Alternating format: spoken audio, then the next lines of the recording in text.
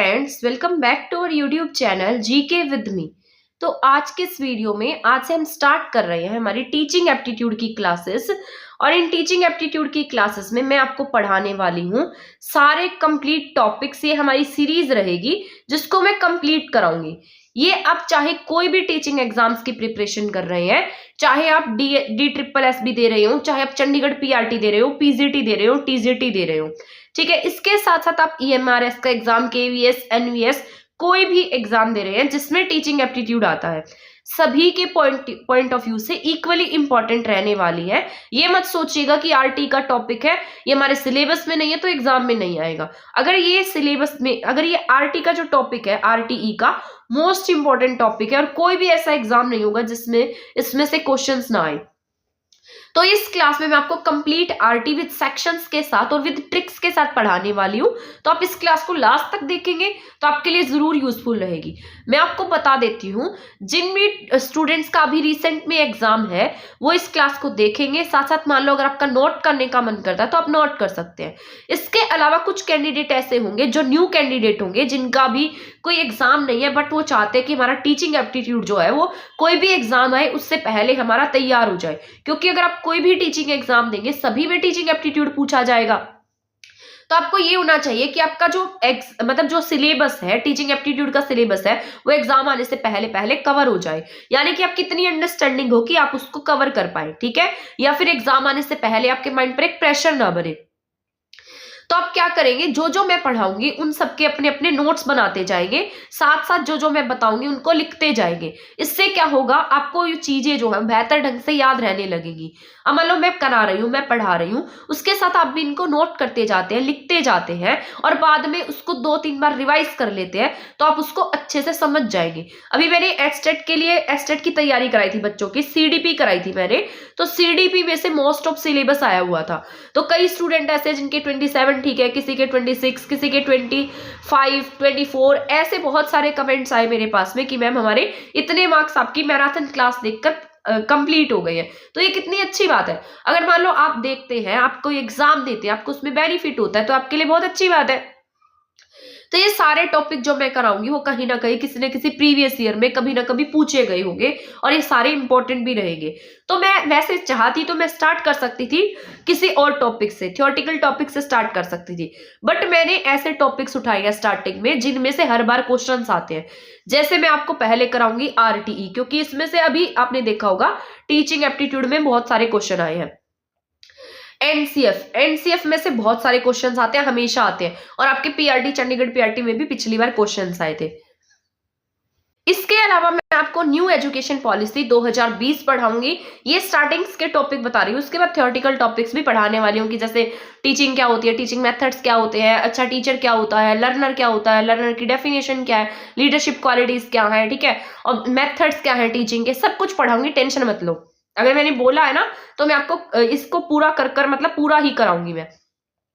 NEP 2020 हो गया, RT हो गया, एनसीएफ हो गया। इसके साथ साथ जो अभी ऑनलाइन ई एजुकेशनल पोर्टल्स है, जो न्यू पोर्टल है, न्यू ऐप है, उनमें से भी अभी ज्यादा क्वेश्चंस देखने को मिले हैं। अभी चंडीगढ़ एजुकेशनल डिपार्टमेंट ने जो अदर्स एग्जाम का, जैसे पीआरटी और टीजीटी का आया था स्पेशल एजुकेटर का सिलेबस, तो आपने वहां टीचिंग एप्टीट्यूड का सिलेबस देखा होगा, वहां ये सब मेंशन किया गया है। तो वहां से भी देखकर आप अपना जो सिलेबस है उसको क्या कर सकते हैं, एक अंदाजा सा लगा सकते हैं कि इन टॉपिक्स में से क्वेश्चन आने के चांसेस हैं।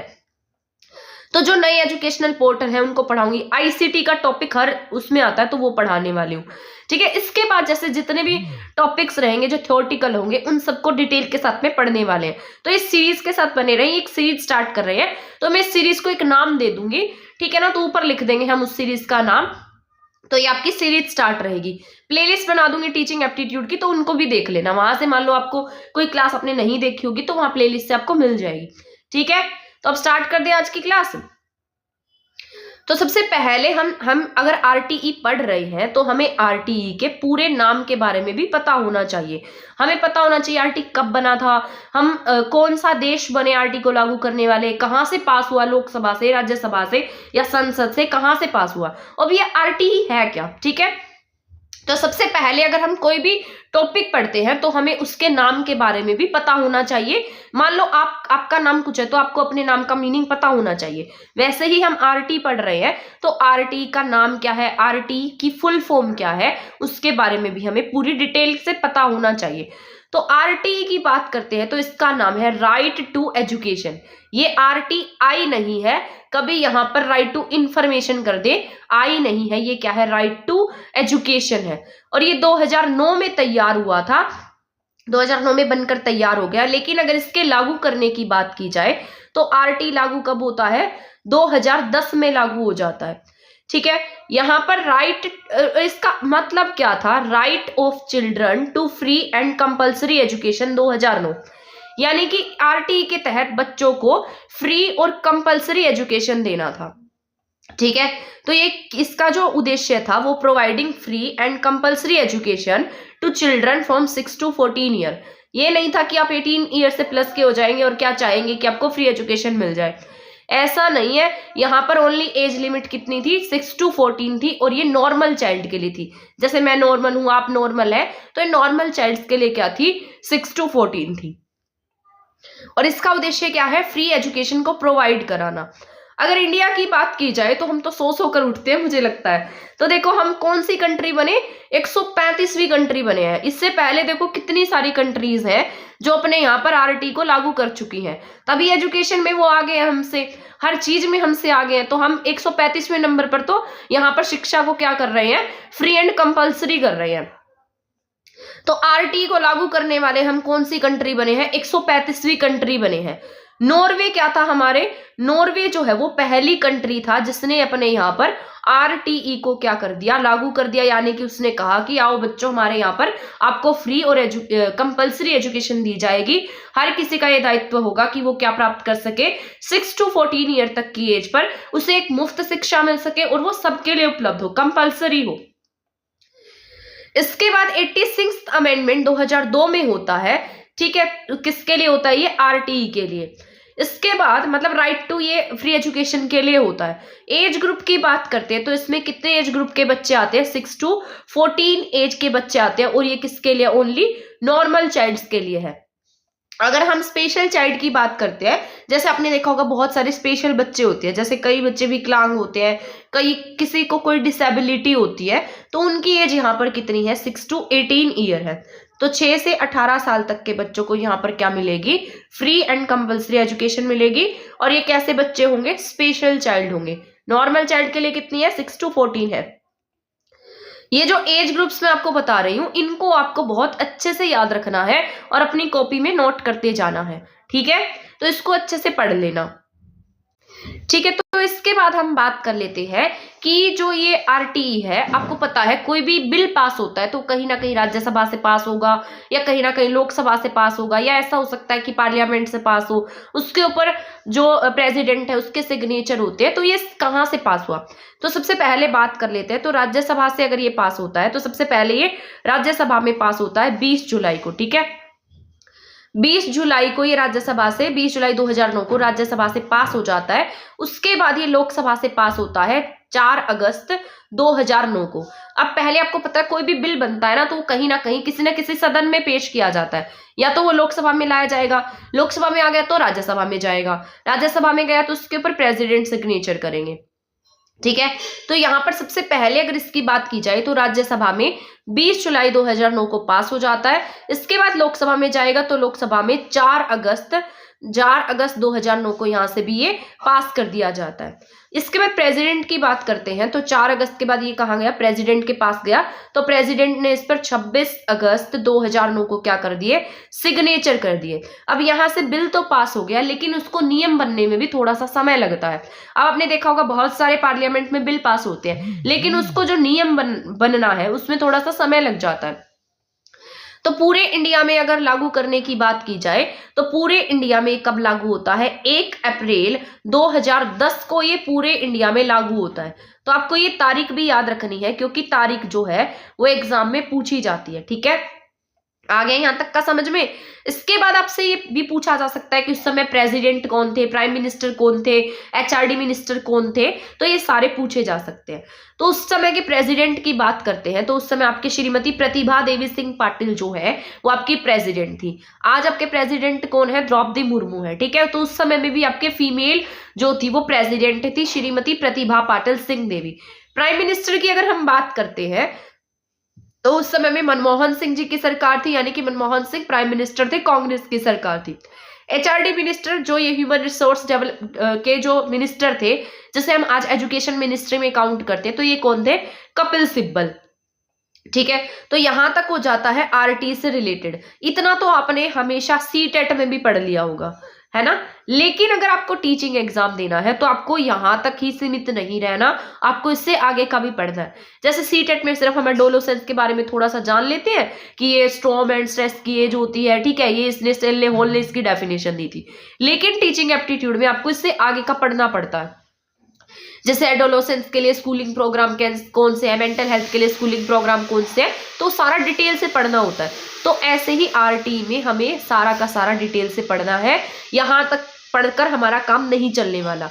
आगे हमें सारे सेक्शन पता होने चाहिए, कितने शेड्यूल्स हैं वो पता होने चाहिए, कितने चैप्टर्स है, कितने सेक्शंस है, ये सारे के सारे हमें पता होने चाहिए। तो अब हम आगे कंटिन्यू करते हैं आपकी क्लास को। तो यहाँ पर लिखा है इसमें कितने आरटी में अगर बात करेंगे, आपको पता होना चाहिए, जो जैसे कोई भी बिल पास होगा ना तो उसमें कोई ना कोई सेक्शन होगा, कोई ना कोई चैप्टर होगा, कोई ना कोई शेड्यूल्स होंगी, ठीक है। तो इसमें कितने यहाँ पर 1 शेड्यूल और 7 चैप्टर है और इसके साथ साथ 38 सेक्शंस दिए गए हैं। यहाँ पर कहा गया था कि जो आपकी क्लास होगी, आरटी में एक बात कही गई, जो क्लासरूम होता है वो कैसा होगा, होमोजीनियस होगा। होमोजीनियस होगा एज वाइज, यानी कि सेम एज ग्रुप होगा बच्चों का। ये नहीं है कि एक 6th क्लास है और उसमें कोई 18 साल का बच्चा है, कोई 25 साल का बच्चा है, कोई 7 साल का बच्चा है, ऐसा नहीं होगा। जो क्लासरूम होती है वो एज वाइज कैसी होगी, होमोजीनियस होगी, यानी कि सेम एज ग्रुप के बच्चे होंगे। 1-2 साल का डिफरेंस हो सकता है, कोई 13-14 ऐसे हो सकता है, लेकिन ये नहीं होगा कि कोई 7 साल का बच्चा उसी क्लास में पढ़ रहा है, उसी क्लास में कोई 18 साल का बच्चा है और उसी क्लास में कोई 25 एज का बच्चा है, तो ऐसा नहीं होगा। अब आरटी की प्रोहिबिशंस पढ़ लेते हैं कि आरटी में किस किस चीज की मनाही कही गई है। तो यहाँ पर नो कॉर्पोरल पनिशमेंट, यानी कि बच्चे को शारीरिक दंड नहीं दिया जाएगा। अगर आप कहीं भी टीच करते होंगे तो आपको पता होगा बच्चे को मारना क्या है, एक पनिशमेंट होती है, इसके खिलाफ आपके ऊपर कार्रवाई भी की जा सकती है अगर आप बच्चे को पीट देते हैं तो यहाँ पर क्या कहा गया, आरटी के तहत बच्चों को कोई भी शारीरिक दंड नहीं दिया जाएगा। इसमें बच्चे से कोई भी एडमिशन फीस नहीं ली जाएगी। जो गवर्नमेंट टीचर्स होंगे वो प्राइवेट ट्यूशंस, अपने घर पर जो प्राइवेट ट्यूशंस हैं वो नहीं दे पाएंगे, ठीक है। इसके बाद प्राइवेट स्कूल में ईडब्ल्यूएस छात्रों को 25% छूट का क्या मिलेगा, प्रावधान मिलेगा। तो यहाँ पर ये आपने देखा होगा बच्चों को क्या मिलता है, 25% क्या मिलेगा, ईडब्ल्यूएस जो इकोनॉमिकली वीकर सेक्शन के बच्चे हैं उनको 25% का कोटा मिलेगा। तो ये पॉइंट ना एग्जाम में पूछा गया है, तो ये आपको याद रख लेना है, ठीक है। तो प्राइवेट स्कूल्स में ईडब्ल्यूएस बच्चों को 25% का क्या मिलता है, प्रावधान मिलता है। प्राथमिक स्कूल बच्चे के घर से 1 किलोमीटर के दायरे में होंगे और जो हायर स्कूल है वो 3 किलोमीटर के दायरे में होंगे। क्लास 1 से 5 में एक वर्ष में कम से कम 200 वर्किंग डेज होंगे, यानी कि 1 to 5th क्लास के बच्चे हैं तो वहां पर कितने वर्किंग डेज हैं आपके, 200 वर्किंग डेज है। अगर आप 6 to 8 क्लास के बच्चों को पढ़ा रहे हैं तो आपके 220 वर्किंग डेज होंगे। अब यहाँ पर प्यूपल टीचर रेशो की बात कही गई है फॉर प्राइमरी स्कूल्स के लिए और फॉर एलिमेंट्री स्कूल के लिए। अगर आप प्राइमरी स्कूल के टीचर हैं तो 30 बच्चों पर एक टीचर होना चाहिए। अगर आप एलिमेंट्री स्कूल के टीचर हैं तो 35 बच्चों पर एक टीचर होना कंपलसरी है। ये सारी बातें किस में लिखी गई है, आरटीई में लिखी गई है।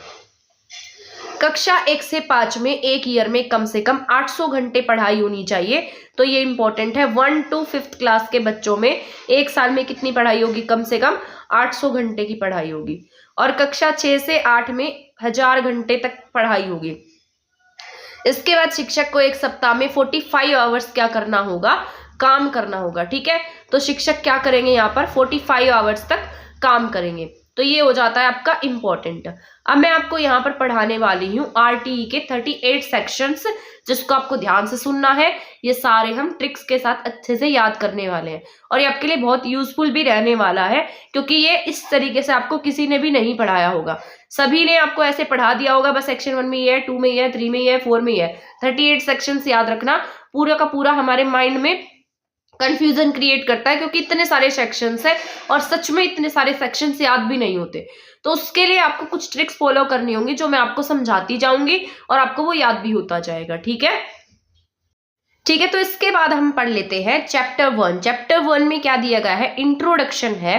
तो यहाँ पर टोटल चैप्टर्स जो देखने को मिलेंगे आपको, अभी मैंने ऊपर लिखा था, तो यहाँ पर जो आपको यहाँ पर जो RT के चैप्टर्स है, chapter number 1, chapter number 2, chapter number 3 and इसके बाद यहाँ पर देखने को मिलेगा आपको चैप्टर नंबर 4।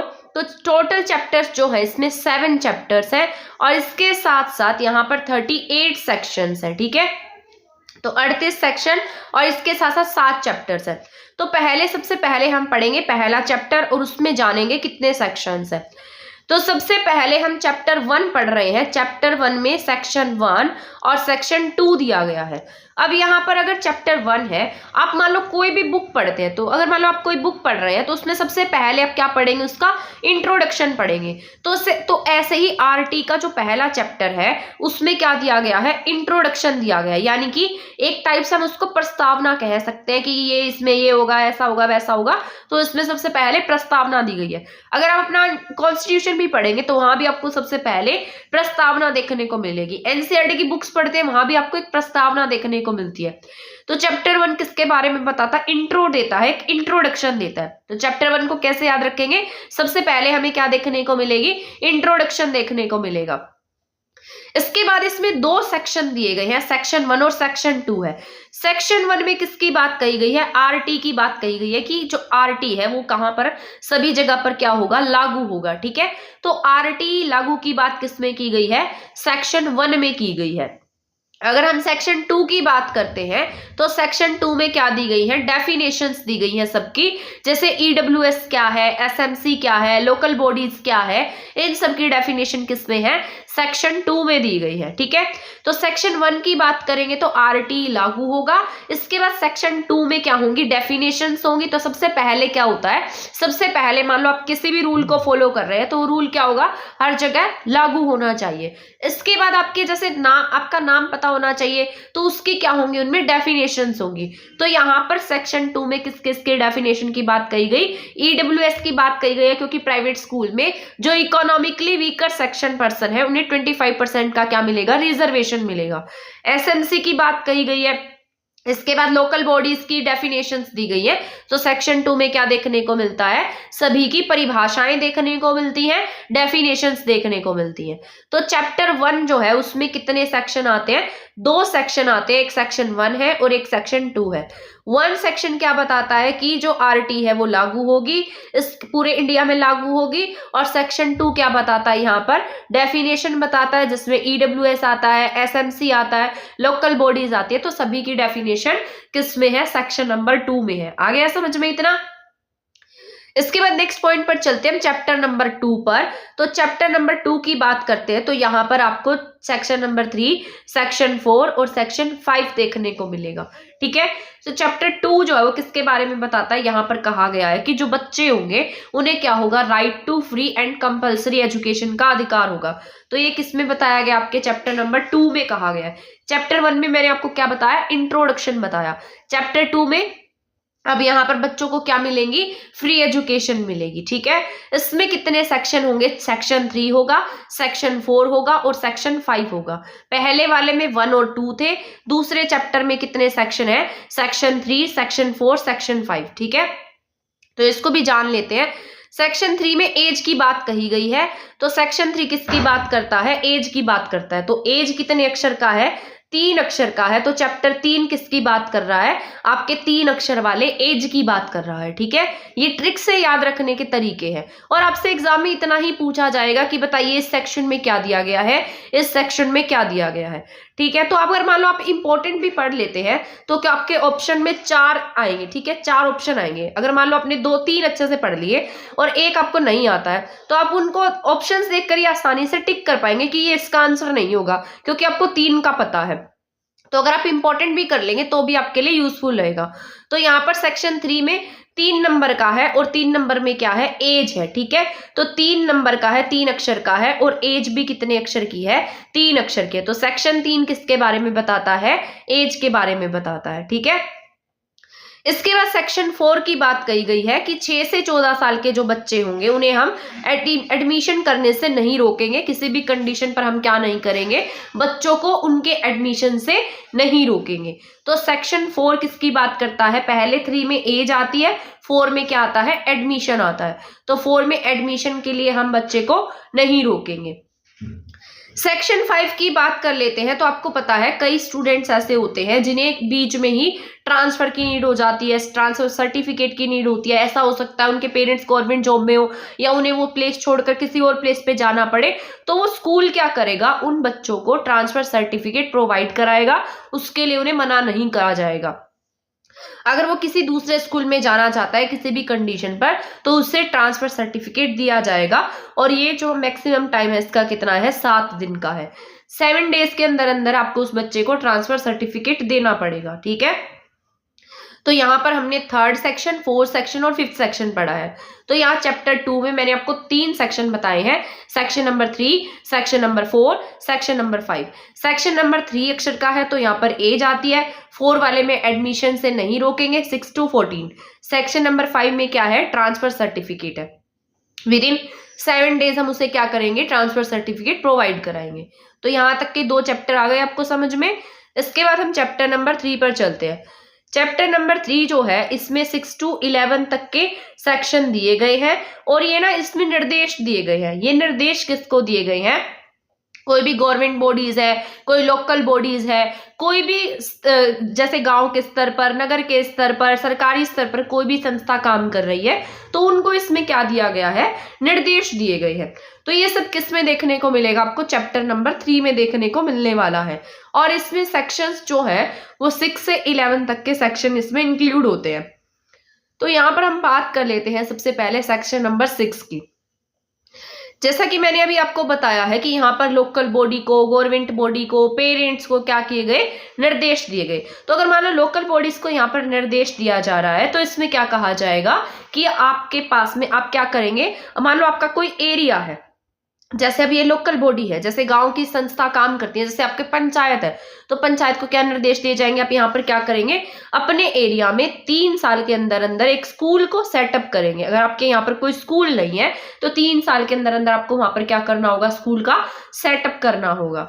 और ये स्कूल जो है 3 किलोमीटर के दायरे में होनी चाहिए। ये भी मैंने आपको बताया था ना, प्राइमरी स्कूल 1 किलोमीटर के दायरे में, अपर प्राइमरी 3 किलोमीटर के दायरे में।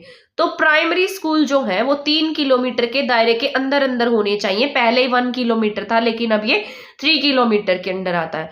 तो ये इस सेक्शंस में लिखा गया है, प्राइमरी स्कूल जो है वो किसके अंदर होने चाहिए, 3 किलोमीटर के दायरे के अंदर होने चाहिए। ये किसमें लिखा गया, सेक्शन नंबर 6 की बातें हैं कि वहां पर एक स्कूल होगा, स्कूल का सेटअप होगा, 3 साल के अंदर अंदर स्कूल का सेटअप करना होगा। प्राइमरी स्कूल जो है वो 3 किलोमीटर या 1 किलोमीटर के दायरे के अंदर अंदर होना चाहिए। इसके बाद अगर हम सेक्शन 7 की बात कर लेते हैं तो सेक्शन 7 जो है वो किसके बारे में बताता है, सेंटर गवर्नमेंट और इसके साथ साथ स्टेट गवर्नमेंट के बारे में बताता है। आपको पता है सारा का सारा पैसा जो है वो कहीं ना कहीं स्टेट भी नहीं लगाती और कहीं ना कहीं सारा पैसा सेंटर भी नहीं लगाता है। अगर मान लो सेंटर का कुछ योगदान है तो उसमें स्टेट का भी कुछ योगदान होगा। अगर आपके मान लो यहाँ पर आपके कोई यूनिवर्सिटी स्थापित हो रही है, कुछ स्कूल सेटअप हो रहा है, तो उसमें सेंटर गवर्नमेंट का भी कुछ हिस्सा होगा और स्टेट का भी होगा। तो यहाँ पर सेंटर का योगदान क्या होगा, ज्यादा होगा। तो सेंटर गवर्नमेंट का रेशो कितना है, 60 है और इसके साथ साथ स्टेट का रेशो कितना है, 40 होगा। तो यहाँ पर अगर हम रेशो की बात करते हैं तो 60:40 होगा। 60 किसके लिए है, सेंटर गवर्नमेंट के लिए और स्टेट के लिए कितना है, 40 है। यहाँ पर सिर्फ नॉर्थ ईस्टर्न स्टेट्स जो है वो एक्सेप्शन है। ये जो क्वेश्चन है ना, ये मैंने जब टीजीटी का एग्जाम दिया था तो उसमें ये वाला क्वेश्चन आया हुआ था, और ये जो सेक्शंस है ना, इसमें से मेरे ही एग्जाम में क्वेश्चन आया था, तो ये भी आपको अच्छे से याद रखनी है। यहाँ पर एक्सेप्शन की बात कही गई है, तो इसमें एक्सेप्शन क्या आ जाता है, नॉर्थ ईस्टर्न स्टेट्स जो है वो इसके एक्सेप्शन में आती है। वहां पर सेंटर और स्टेट के रेशो की बात करेंगे तो स्टेट का ओनली 10 है, और सेंटर कितना देगा, 90% का कॉन्ट्रीब्यूशन देता है। आ गया इतना समझ में। सेक्शन 7 क्या बताता है, सेंटर गवर्नमेंट और साथ साथ स्टेट गवर्नमेंट की बात करता है। सेंटर गवर्नमेंट जो है वो 60 रेशो देता है, 60% है उसका कंट्री, और इसके साथ साथ स्टेट का कंट्रीब्यूशन 40% है।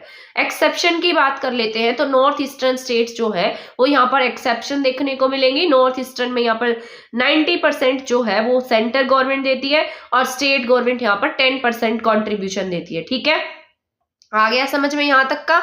और ये पूछे जाते हैं एग्जाम में, ये इंपॉर्टेंट होते हैं जो एक्सेप्शंस होते हैं। सेक्शन 8 की बात कर लेते हैं। सेक्शन 8 में कर्तव्य की बात की गई है, यानी कि ड्यूटीज की बात की गई है कि उन्हें ये सभी करना होगा, सभी के कर्तव्य, यानी कि सबकी जो गवर्नमेंट की ड्यूटी बनती है, मतलब यहाँ पर फैसिलिटी प्रोवाइड कराए, जैसे कोई ग्रांट है उनको पास करे, तो ये सारा सेक्शन 8 में लिखा गया है। तो सेक्शन 8 में क्या है, ड्यूटीज की बात किसमें कही गई है, सेक्शन 8 में कही गई है।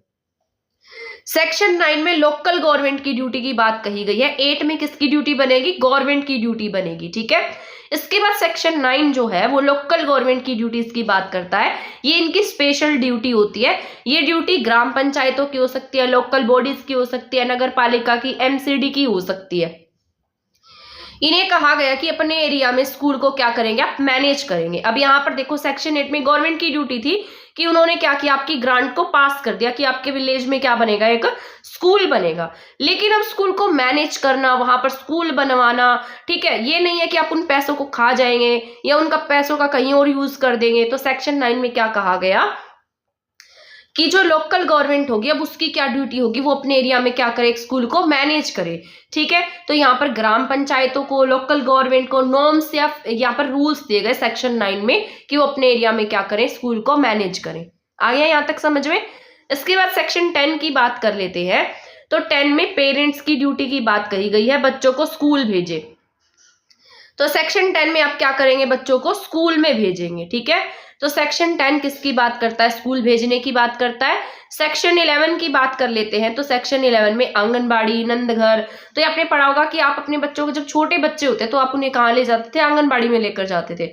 तो यहाँ पर ये RTE में मेंशन किया गया है कि आप अपने बच्चों को कहाँ लेकर जाएंगे, आंगनबाड़ी में, नंदघर में लेकर जाएंगे। और ये आर्टिकल 45 में भी आंगनबाड़ी की बात कही गई है, 0 से 6 साल तक। अब ये ECCE की भी बात करता है, अर्ली चाइल्डहुड एजुकेशन की बात करता है। ठीक है, तो यहाँ तक अभी मैंने आपको पढ़ाया है सेक्शन नंबर 6 से लेकर सेक्शन नंबर 11 तक, और ये किसमें था, चैप्टर नंबर 3 में था।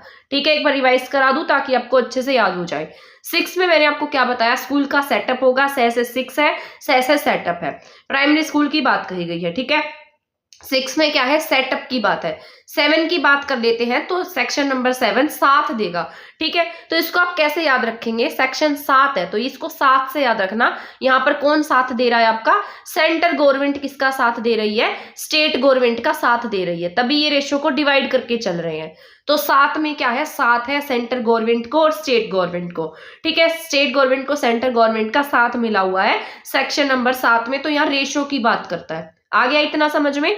सेक्शन 8 में और 9 में, 8 में पहले किसकी ड्यूटी आती है, गवर्नमेंट्स की ड्यूटी आती है। तो 8 में पहले गवर्नमेंट की ड्यूटी की बात कर दी। इसके बाद सेक्शन 9 आया, तो 9 में नॉर्म्स है किसके, लोकल बॉडीज के, लोकल गवर्नमेंट के। तो उसके बाद किसकी ड्यूटीज आएंगी, लोकल गवर्नमेंट की ड्यूटी आएंगी। तो सबसे पहले 8 में किसकी ड्यूटी है, गवर्नमेंट की, 9 में किसकी ड्यूटी है, लोकल बॉडीज की।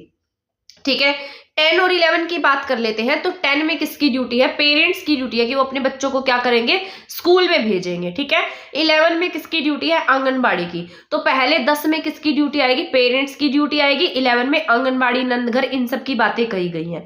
आई होप यहाँ तक का समझ में आया होगा। अभी आपके 3 चैप्टर्स मैंने आपको कंप्लीट करा दी हैं। इन 3 चैप्टर्स में मैंने आपको सेक्शन 1 से लेकर सेक्शन 11 तक बताया है। एक बार मैं यहाँ तक का एक बार सारा स्टार्टिंग का रिवाइज करा देती हूँ, आपको क्या होगा, इससे सम्स अप हो जाएगा। तो 1 में हमने क्या पढ़ा, इंट्रोडक्शन पढ़ा है, ठीक है। तो चैप्टर नंबर 1 में मैंने आपको क्या पढ़ाया, इंट्रोडक्शन पढ़ाया। 2 की बात करते हैं तो 2 में मैंने आपको सबकी डेफिनेशन पढ़ाई। 3 में 3 नंबर से 3 है, 3 से ही एज है। 4 से एडमिशन से नहीं रोकेंगे, 5 में आपको ट्रांसफर सर्टिफिकेट देना पड़ेगा। 6 है तो 6 में सेटअप करेंगे स्कूल का। 7 है तो साथ देंगे सेंट्रल गवर्नमेंट और स्टेट गवर्नमेंट। 8 है तो गवर्नमेंट की ड्यूटी है।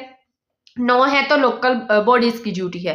10 है तो पेरेंट्स की ड्यूटी है। 11 है तो आंगनबाड़ी में लेकर जाएंगे। आ गया समझ में? मैं उसकी उम्मीद कर रही हूँ कि आपको समझ में आ रहा होगा, ठीक है ना।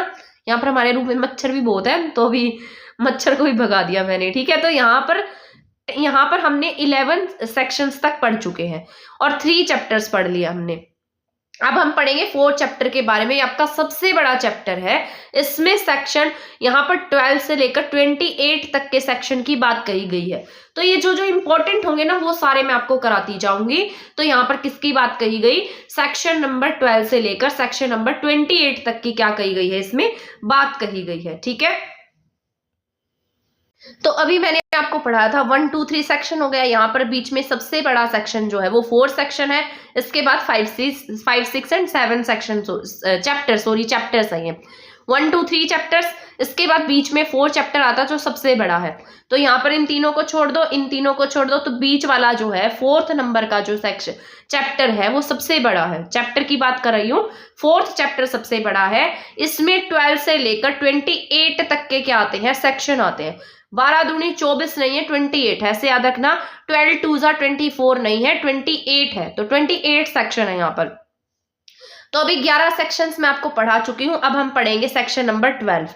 सेक्शन नंबर 12 में ईडब्ल्यूएस की बात कही गई है। अभी मैंने आपको ऊपर भी बताया था, आरटी किसकी बात करता है, ईडब्ल्यूएस की बात करता है, रिजर्वेशन देने की बात करता है। और ये 25% रिजर्वेशन की बात करता है कि जो इकोनॉमिकली वीकर सेक्शन पर्सन्स हैं, वीकर सेक्शन बच्चे हैं जिनकी इनकम 250 लाख से कम है, उन्हें क्या मिलेगी, यहाँ पर 25% की छूट मिलेगी। पहली से 8वीं क्लास तक के बच्चों को इसमें क्या दी जाएगी, छूट दी जाएगी। तो ये किसमें कहा गया है, सेक्शन नंबर 12 में कहा गया है।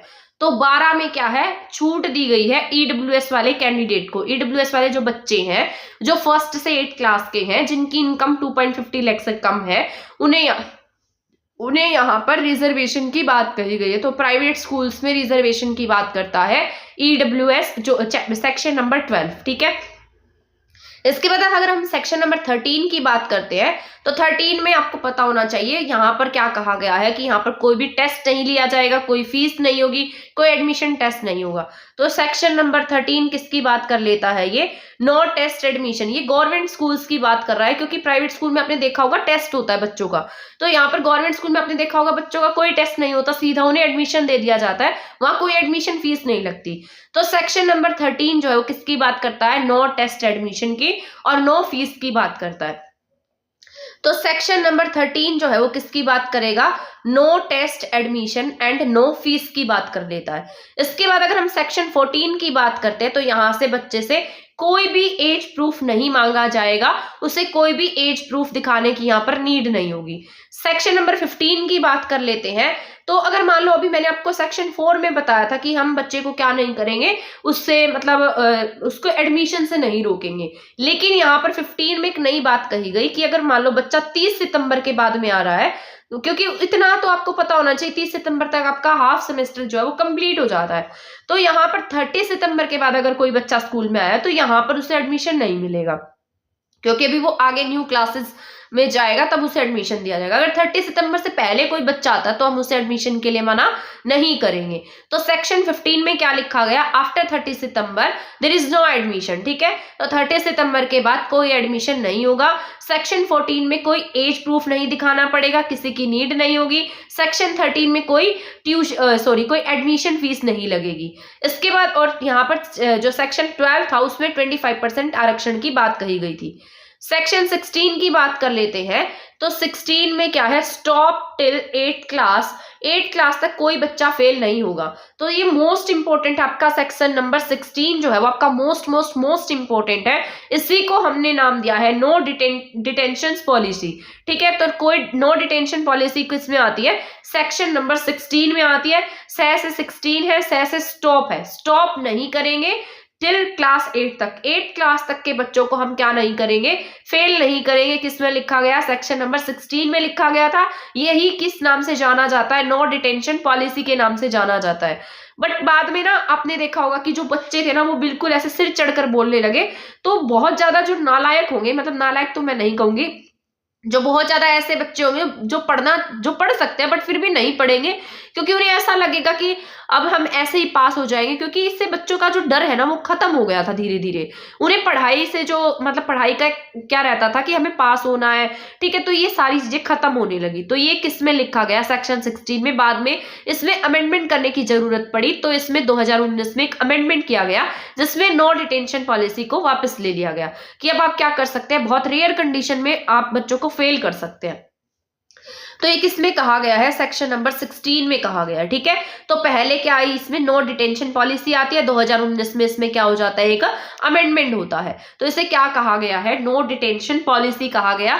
तो ये आपके आरटी के सेक्शन नंबर 16 में लिखा गया है कि आप क्लास 8 तक के बच्चों को फेल नहीं करेंगे। यही क्या थी, नो डिटेंशन पॉलिसी थी। पर 2019 में इसमें अमेंडमेंट किया गया और नो डिटेंशन को वापस ले लिया गया। इसके बाद 17 की बात कर लेते हैं, से 17 और यहाँ पर 17 खतरा, ठीक है, ऐसे याद रख लेना। 17 में क्या है, खतरा है। अब आपने देखा होगा, आप बच्चों को क्या नहीं कर सकते, पीट नहीं सकते, फिजिकल पनिशमेंट नहीं दे सकते, एब्यूजिव लैंग्वेज का यूज नहीं कर सकते। तो सेक्शन 17 में क्या है, 17 से याद रखना, 17 में है खतरा। यानी कि अगर आप किसी बच्चे को पीट रहे हैं तो आपके ऊपर क्या आएगा, खतरा आएगा। तो 17 में क्या है, खतरा है। और फिजिकली अब्यूज करने का खतरा है। तो 17 किसके बारे में बताता है, खतरे के बारे में बताता है। सेक्शन नंबर 18 की बात कर लेते हैं। अगर मान लो आप क्या कर सकते हैं, आप 18 साल के नहीं हुए हैं, ठीक है, मतलब 18 साल तक की एज तक आप अपनी परमिशन से कोई काम नहीं कर सकते। ट्रिक्स है ये याद करने की। तो वैसे ही अगर सेक्शन 18 में क्या कहा गया है, अगर आपका स्कूल जो है वो मान्यता प्राप्त स्कूल नहीं है तो आपको कोई परमिशन नहीं है स्कूल चलाने की, आपको उसके लिए क्या देना पड़ेगा, 10,000 रुपए जुर्माना भरना पड़ेगा, ठीक है। तो सेक्शन नंबर 18 किसके बारे में बताता है, सेक्शन नंबर 18 में विदाउट परमिशन के आप स्कूल चला रहे हैं, आपका स्कूल कोई मान्यता प्राप्त स्कूल नहीं है, तो आपके पास क्या लगेगा, उस पर पहले जुर्माना लगेगा, बाद में आपके स्कूल को क्या किया जा सकता है, रद्द किया जा सकता है, ठीक है। तो सेक्शन नंबर 18 किसके बारे में बताता है, विदाउट परमिशन स्कूल की मान्यता नहीं है। सेक्शन 19 जो है वो किसके बारे में बता रहा है, नॉर्म्स के बारे में बता रहा है, मैनेज करने के बारे में, इंफ्रास्ट्रक्चर ऑफ स्कूल के बारे में बताता है। तो 19 में क्या आते हैं, नॉर्म्स आते हैं, ठीक है, मैनेज करना आता है, इंफ्रास्ट्रक्चर है स्कूल का। तो 19 में क्या है, जैसे स्कूल में नॉर्म्स लागू होते हैं, कुछ रूल्स लागू होंगे, आप उनको कैसे मैनेज करेंगे, वहां का इंफ्रास्ट्रक्चर कैसा होगा। तो 19 नए से क्या आता है, नॉर्म्स आता है, इतना याद रख लेना। नए से 19 में क्या है, नॉर्म्स है पढ़े। सेक्शन 20 की बात करते हैं तो गवर्नमेंट जो है वो अपने अकॉर्डिंग क्या कर सकती है, इसमें कुछ ना कुछ अमेंडमेंट भी कर सकती है। 21 की बात करेंगे, मोस्ट इंपोर्टेंट है, इसमें एसएमसी की बात की गई है। 21 में किसकी बात है, एसएमसी की बात है। यानी कि यहाँ पर क्या होगा, स्कूल मैनेजमेंट कमेटी होगी फॉर अपर प्राइमरी, यानी कि अपर प्राइमरी के जो बच्चे हैं उन्हीं के लिए क्या बनेगी, स्कूल मैनेजमेंट कमेटी बनेगी, ठीक है। तो यहाँ पर 21 में किसकी बात कही गई, अपर प्राइमरी की बात कही गई है, ठीक है। तो अपर प्राइमरी की बात 21 में है। 21 में क्या आता है, एसएमसी आता है। तो स्कूल को मैनेज करने के लिए कमेटी होती है, हर स्कूल में एक एसएमसी बनती है। इसके बाद अगर हम सेक्शन 22 की बात करते हैं तो सेक्शन 22 में एसडीएमसी है, school development management committee for senior secondary, यानी कि 12th क्लास के बच्चों के लिए है ये। 21 वाली किसके लिए थी, अपर प्राइमरी के लिए थी, और 22 वाली किसके लिए है, सीनियर सेकेंडरी 12th क्लास के बच्चों के लिए है, ठीक है। तो इतना याद रखना है, सेक्शन 22 अपर के लिए सीनियर सेकेंडरी के लिए बात करता है, 21 किसके लिए बात करता है, अपर प्राइमरी के लिए बात करता है, ठीक है। इनको मैं आगे रिवाइज भी कराऊंगी ताकि आप इसको अच्छे से समझ पाए। सेक्शन 23 की बात करते हैं तो 23 में टीचर की क्वालिफिकेशन की बात करी गई है। इसको मैंने तो अपनी प्रिपरेशन के टाइम पर ऐसे याद किया था कि जो 23 है, 23 को मेरा डेट ऑफ बर्थ, मतलब मेरा बर्थडे जो है 23 को आता है। तो जब मैं पैदा हुई तो टीचर की क्वालिफिकेशन से हुई थी, तभी मैं क्या बन गई, टीचर बन गई, ठीक है। मेरे पास ऐसी क्वालिफिकेशन थी तो मैं टीचर बन गई। तो 23 साल, तो सेक्शन 23 किसको बताता है, टीचर क्वालिफिकेशन को। 23 को मेरा बर्थडे आता है तो मैं टीचर बन गई हूँ, तो मेरे पास टीचर की क्वालिफिकेशन है, ऐसे याद किया हुआ मैंने इसको। आप इसको कैसे भी याद रख सकते हैं। तो 23 में क्या है, टीचर क्वालिफिकेशन है। 24 की बात करेंगे तो 24 की उम्र में क्या आ जाएगी, आपके पास ड्यूटी आ जाएगी टीचर की। तो ड्यूटी ऑफ टीचर किस में है, 24 में है, ठीक है। तो 24 में क्या कहा गया है, टीचर की ड्यूटी की बात कही गई है। अगर आप टीचर बन रहे हैं, टीचर की क्वालिफिकेशन आपके पास 23 में है, तो आपके पास क्या होनी चाहिए, ड्यूटी भी, तो आपको टीचर की ड्यूटी भी मिलेगी। ठीक है, 24 में ड्यूटी की बात कही गई। अब हम बात कर लेते हैं सेक्शन 25। ये आगे वाले सारे सेक्शन इंपॉर्टेंट है। तो यहाँ पर स्टूडेंट टीचर रेशो की बात कही गई है, यानी कि प्यूपिल टीचर रेशो की बात कही गई है। इसको हम पीपीटी के पीटीआर के नाम से भी जानते हैं, प्यूपिल टीचर रेशो। तो आपके यहाँ पर प्राइमरी लेवल पर कैसे रेशो होना चाहिए और अपर प्राइमरी लेवल पर कैसे रेशो होना चाहिए। अभी मैंने आपको ऊपर जो लाइंस पढ़ाई थी उसमें बताया था टीचर और यहाँ पर स्टूडेंट का रेशो जो है, यहाँ पर टीचर एक टीचर है तो यहाँ पर 30 स्टूडेंट होंगे। ठीक है, ये प्राइमरी लेवल पर था। और अपर प्राइमरी पर मैंने बताया था 35 स्टूडेंट पर एक टीचर होगा। अगर यहाँ पर 200 से ज्यादा बच्चे हैं तो यहाँ पर 140 हो सकता है, एंड 1 क्या होगा, यहाँ पर हेड मास्टर होगा। ठीक है, तो ये याद रख लेना है। इसके बाद सेक्शन 25 कहता है अगर एक क्लास में 91 स्टूडेंट हो जाते हैं तो यहाँ पर क्या होगा, 91 स्टूडेंट है तो आपके यहाँ पर अगर एक भी बच्चा ज्यादा है तो यहाँ पर टीचर भी ज्यादा हो जाएगा। जैसे 30 और 30। ठीक है, 30 और 30 60 और 30 90 हो गए, तो यहाँ पर कितने टीचर हो गए, 3 टीचर हो गए। अगर यहाँ पर एक बच्चा भी एक्स्ट्रा है तो एक टीचर वहां पर क्या हो जाएगा, ज्यादा हो जाएगा। अभी मैंने आपको बताया था ना 30 स्टूडेंट पर एक टीचर होता है, तो यहाँ पर 91 लिखा है मैंने, 91 स्टूडेंट्स। अगर 30 स्टूडेंट है तो क्या होगा, 30 स्टूडेंट पर आपके एक टीचर होगा। अगर मान लो 60 स्टूडेंट है तो 2 टीचर हो जाएंगे, 90 स्टूडेंट है तो 3 टीचर हो जाएंगे। अगर एक बच्चा भी एक्स्ट्रा है तो आपके यहाँ पर 4 टीचर हो जाएंगे। ठीक है, तो यहाँ पर 130, 260, 390। अगर एक बच्चा भी ज्यादा है तो यहाँ पर 4 टीचर होंगे और यहाँ हेडमास्टर नहीं होगा। ठीक है, तो ये वाले पॉइंट याद रखने हैं आपको, ये वाला याद रखना है, ये मत पढ़ना है हेडमास्टर नहीं होगा, ये पॉइंट मत पढ़ना। तो ये वाला सारा आपको याद रख लेना है, ये आपका इंपॉर्टेंट है। ये किस में लिखा गया, सेक्शन नंबर 25 में लिखा गया है। इसके बाद इसी में वर्किंग डेज की बात की गई है। अगर आप प्राइमरी टीचर हैं तो आपको 200 दिन पढ़ाना पड़ेगा, इसका मतलब 800 घंटे आपको बच्चों को पढ़ाना पड़ेगा। अगर आप अपर प्राइमरी की बात करते हैं, अपर प्राइमरी में आपके 220 दिन है, इसके साथ साथ 1000 घंटे हैं। ठीक है, आ गया समझ में। टीचर पर वीक 45 आवर्स काम करेगा, यानी कि एक हफ्ते में उसे 45 घंटे तक काम करना पड़ेगा, टीच करना होगा। सेक्शन 26 क्या कहता है, स्कूलों में टीचर की जो 10% सीट्स हैं वो खाली नहीं होनी चाहिए। ठीक है, 10% से अगर 10% सीट खाली है तो 10% तक भी सीट खाली नहीं होनी चाहिए। तो यहाँ पर तो देखो आम सीटें कितनी खाली पड़ी रहती है टीचर्स की, किसी को कोई ख्याल भी नहीं रहता। पर यहाँ पर लिखा क्या गया, इन्होंने खुद ही लिखा है और उसको ही फॉलो नहीं करते। सेक्शन 26 स्कूल में 10% सीट खाली ना हो, इसकी बात करता है। सेक्शन 27 मोस्ट इंपॉर्टेंट है, बहुत बार एग्जाम में पूछा जाने वाला क्वेश्चन है। टीचर को कहाँ पर टीचर की ड्यूटी लगाई जा सकती है, तो जो टीचर है उसकी जनगणना में ड्यूटी लग सकती है, अगर कोई आपदा आ जाए वहां पर ड्यूटी लग सकती है। इसके साथ साथ मान लो चुनाव हो रहे हैं, इलेक्शंस हो रहे हैं, तो वहां पर टीचर की ड्यूटी लग सकती है। तो ये सारी बातें सेक्शन नंबर 27 में लिखी गई है। तो ये आपका मोस्ट इंपॉर्टेंट है। यहाँ पर क्या कहा गया है, जनसंख्या की गणना में लग सकती है इनकी ड्यूटी, आपदा में और चुनाव में, 3 जगह पर टीचर की ड्यूटी लग सकती है। अदरवाइज इसके अलावा टीचर की ड्यूटी कहीं पर भी नहीं लगेगी। 28 में क्या है, नो प्राइवेट क्लासेस और ट्यूशंस। अब इसको भी मैंने खुद से याद किया हुआ है, सेक्शन 28 को। मैं जो है ना प्राइवेट ट्यूशन, मतलब बच्चों को ट्यूशन पढ़ाती हूँ, तो मैं ऐसा सोचती हूँ जब मेरी गवर्नमेंट जॉब लग जाएगी तो मैं प्राइवेट ट्यूशंस नहीं पढ़ा पाऊंगी। तो ये बात किस में लिखी है, सेक्शन 28 में लिखी है। तो 28 में कोई प्राइवेट ट्यूशंस और कोई भी प्राइवेट क्लासेस की बात नहीं कही गई। तो सेक्शन 28 के अंडर आप क्या नहीं कर सकते, बच्चों को प्राइवेट ट्यूशंस नहीं पढ़ा सकते हैं। ठीक है, यहाँ पर होता है आपका चैप्टर नंबर 4 कंप्लीट। इसके बाद ना मैंने इंपॉर्टेंट लिखे हैं, बस यहाँ पर आपको थोड़े इंपॉर्टेंट पॉइंट्स ही पढ़ने पड़ेंगे। जो भी मैंने आपको बताए हैं उसको बस क्वेश्चन की फॉर्म में लिखा था। ये वो नोट्स हैं जो मैंने अपनी प्रिपरेशन के टाइम पर लिखे थे। इसके बाद जो मेरे पास रिटन डाउन है वो मैं आपको ऐसे ही पढ़ा दूंगी। ये मैं आपको समझा रही हूँ तो समझ में तो आ ही रहा होगा। इसके अलावा जो न्यू नोट्स होंगे ना उनको फिर मैं बाद में न्यू नोट्स के अकॉर्डिंग पढ़ाने वाली हूँ। ये आपके यूजफुल है, ये मैंने अपनी प्रिपरेशन के टाइम पर टू द पॉइंट एग्जाम के पॉइंट ऑफ व्यू से लिखे थे और ये बहुत यूजफुल भी रहने वाले हैं। ठीक है ना, तो आप इनको पढ़ लेना, अपने खुद के नोट्स बना लेना, क्योंकि खुद के नोट्स हमेशा ही आपके काम आएंगे। अभी मैं रिवाइज कराने वाली हूँ आपको। तो अभी मैंने सेक्शन आपको चैप्टर नंबर 4 पढ़ाया। चैप्टर नंबर 4 में मैंने आपको 12 सेक्शन से लेकर यहाँ पर आपको बताए हैं 8 सेक्शन।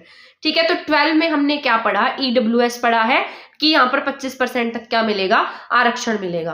13 में नो टेस्ट होगा, कोई टेस्ट नहीं होगा। 14 में एज के आधार पर नहीं रोका जाएगा। 15 में 30 सितंबर तक कोई एडमिशन पर रोक नहीं होगी। 15 टू 30 यानी कि 30 सितंबर तक, मतलब 30 सितंबर के बाद एडमिशन नहीं होगा। 16 की से 16 से स्टॉप, नो डिटेंशन पॉलिसी। ठीक है, 2019 में इसमें अमेंडमेंट आया था। से 17 खतरा। ठीक है, 17 में क्या है, खतरा पनिशमेंट वाला। 18 के हो गए तो परमिशन यानी कि मान्यता प्राप्त स्कूल। 19 में क्या है, नए से 19, नए से नॉर्म्स। ठीक है, इसके बाद है 9 और नॉर्म्स, 19 और नॉर्म्स याद रख लेना। 20 में गवर्नमेंट अमेंड कर सकती है। 21 में SMC की बात है और वो अपर प्राइमरी की बात करता है। 22 में किसकी बात करता है, सेकेंडरी की। ठीक है, प्राइमरी की बात नहीं है, अपर प्राइमरी की बात है, यहाँ पर कई बार पूछ लेता है। इसके बाद 23 में मैंने खुद से याद किया था, मेरी क्या है, क्वालिफिकेशन है टीचर वाली। अगर मेरे पास टीचर क्वालिफिकेशन है तो मुझे टीचर की ड्यूटी भी निभानी पड़ेगी, वो मैं 24 में निभाऊंगी।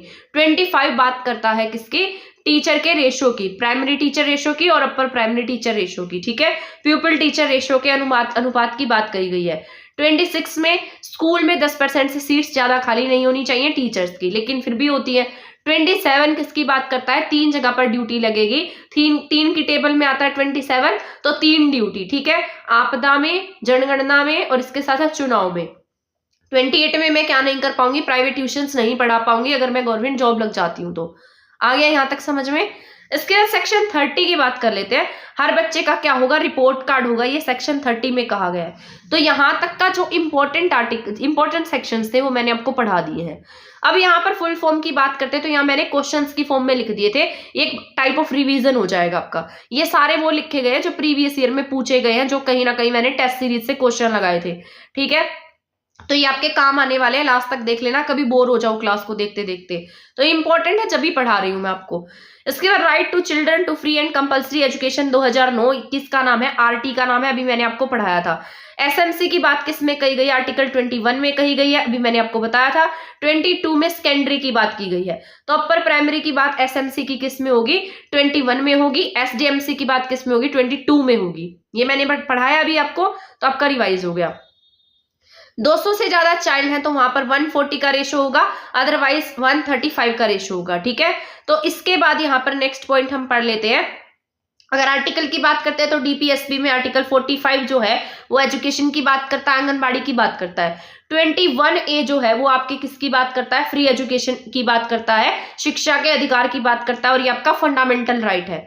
RT 2009 जो है आयु समझाती, अभी मैंने बताया था एज वाइज बच्चे कैसे होने चाहिए, होमोजीनियस होने चाहिए, 6 to 14 एज ग्रुप की बात करता है।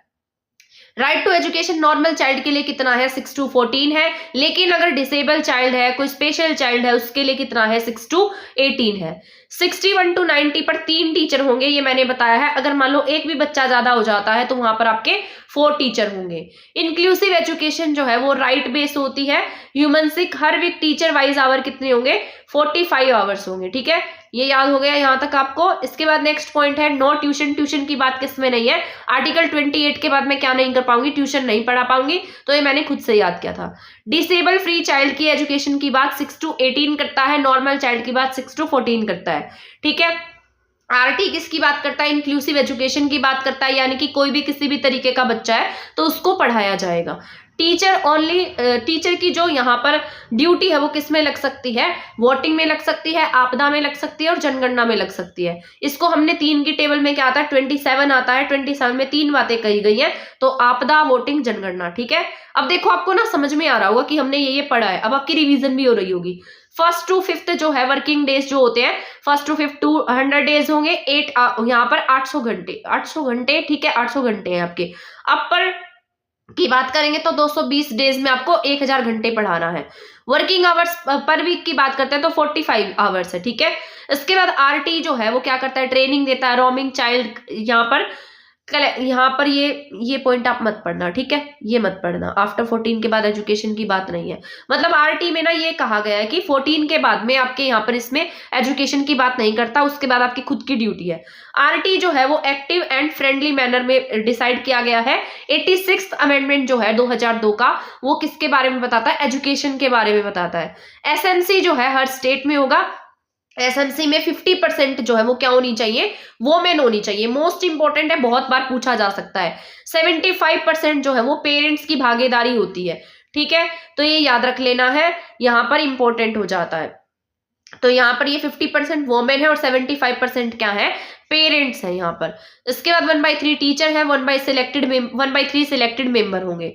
इसके बाद यहाँ पर जो यहाँ पर मैंने लिखा है लेस देन 3, यहाँ पर जो आर्टिकल 45 हो किसके बारे में बताता है? लेस देन 6 ईयर तक आप क्या भेजेंगे? बच्चे को आंगनबाड़ी में भेजेंगे। आर्टिकल 21 जो है, जो आपका फंडामेंटल राइट भी है, वो 6 to 8 तक के क्लास के बच्चों की एजुकेशन की बात करता है।